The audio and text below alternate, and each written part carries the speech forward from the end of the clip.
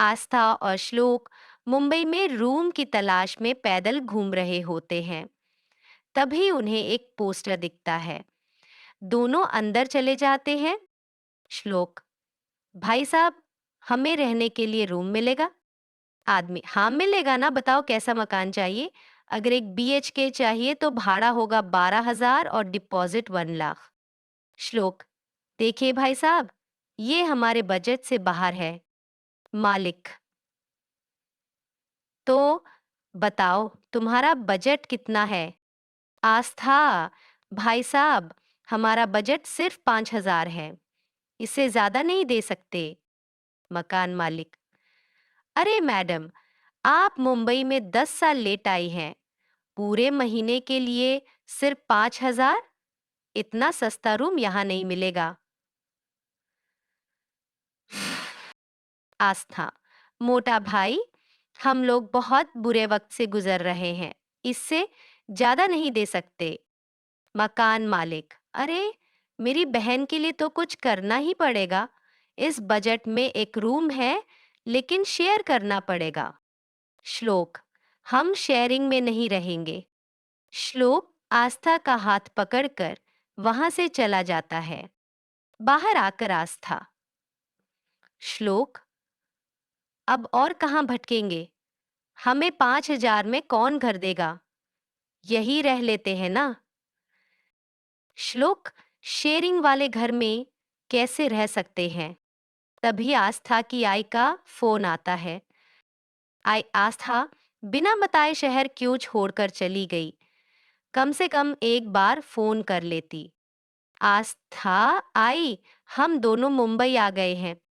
अहे, वह तो बहुत महंगा शहर है।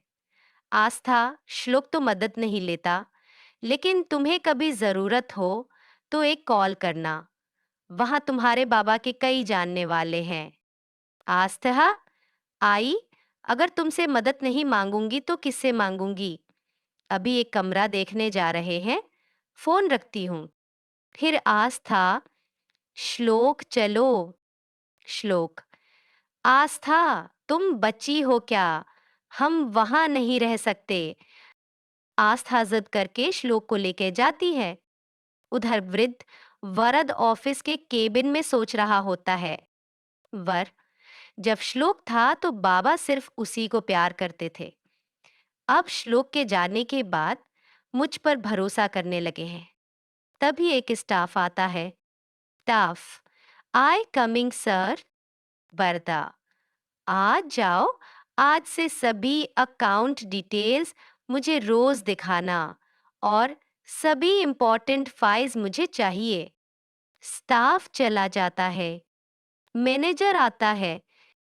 मैनेजर: सर, आपने निरंजन जी के केबिन से फाइल मंगवाई थी। वर्द: हाँ, इसे दूसरे ट्रिप में भेजना है। मैनेजर: लेकिन निरंजन जी की परमिशन के बिना हम फाइल बाहर नहीं भेज सकते। वरा: मैं कह रहा हूं, फाइल भेज दो। मैनेजर: वर्ड सर, इसमें श्लोक सर या निरंजन सर का साइन चाहिए। आपके पास साइन अथॉरिटी नहीं है। वर्द: फाइल यहीं रख दो, मैं साइन करवा दूंगा। मैनेजर चला जाता है। वरद मन में सोचता है, अब सारे पेपर पर साइन मैं करूंगा और श्लोक का रुतबा खत्म हो जाएगा। उधर कालिंदी दरवाजा खोलती है। अंकुश फूलों की माला पहनकर खड़ा होता है। अंकुश: नमस्ते माते, देख मैं तेरे लिए क्या लाया। अंकुश एक लड़की को लाता है। मैं तेरे लिए माला लाया हूं, यही तेरी बहू है। माला: तो ये है तुम्हारी सगी माँ? हाँ अंकुश, बहुत साल पहले कुंभ मेले में खो गया था, अभी मिला हूं। अंकुश: कालिंदी, तेरी बहू आई है। आरती नहीं उतारेगी? कालिंदी आरती की थाली लाती है। माला जोर से कलश को ठोकर मारती है। सब हैरान हो जाते हैं।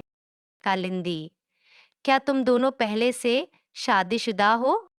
अंकुश, माते तुझ पर भरोसा नहीं, इसलिए पत्नी को साथ लाया। अंकुश और माला ऊपर चले जाते हैं। उधर निरंजन अपने कमरे में बैठा श्लोक को याद करता है। निरंजन, हर पल तुम्हारे बिना भारी लगता है। श्लोक, लौट आओ बेटा। वरद आता है, बाबा, इन फाइलों पर साइन चाहिए। राकेश ने कहा, आपके बिना नहीं होगा। पुनवा, एराब। निरंजन, कल राकेश को बुलाकर साइन कर दूंगा। तुम्हें भी साइन अथॉरिटी मिल जाएगी। वरदा, ठीक है बाबा। वरद जाते हुए रुककर कुछ सोचता है। उधर मकान मालिक आस्था और श्लोक को रूम के पास लाता है। मकान मालिक, यहाँ के लोग बहुत अच्छे हैं, कोई प्रॉब्लम नहीं होगी। एक महिला श्लोक पर कचरा फेंक देती है। श्लोक, आपको दिखता नहीं है क्या? महिला, तेरे को दिखता है, ध्यान से चल। आस्था, श्लोक, चुप रहो। एक आदमी चौकसी फिर से नया मुर्गा लाया है, देखते हैं कब तक रहते हैं। मकान मालिक, अबे पोपट, चुप रह। आस्था और श्लोक मकान मालिक को घूर कर देखते हैं। श्लोक गोबर में पैर रख देता है। अरे छी, कहाँ आ गया मैं? मकान के अंदर बर्तन फेंकने की आवाजें आ रही होती हैं। मकान मालिक, आज दिवाली है, पटाखे फूट रहे हैं। एक बच्चा बाहर आकर कहता है। चौकसी फिर से लोगों को फंसा रहा है। मकान मालिक, अबे मुर्गी के अंडे मत पक पक कर। रूम के अंदर सास बहू का झगड़ा चल रहा होता है। सास बहू को झाड़ू से मार रही होती है। घर बिखरा हुआ है।